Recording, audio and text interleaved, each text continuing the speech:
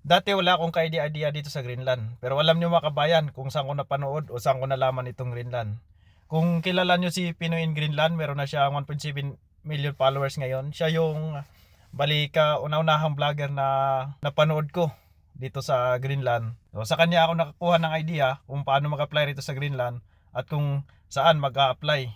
Nung nalaman ko na kung saan mag-a-apply, nag-abang-abang ako ngayon doon ng hiring na katulad sa experience ko sa Japan, carpentry. At nung time na nag-post sila ng hiring ng carpentry, sinubukan ko na mag-comment doon sa post nila. Sabi ko, pwede ba mag-apply yung galing sa Japan?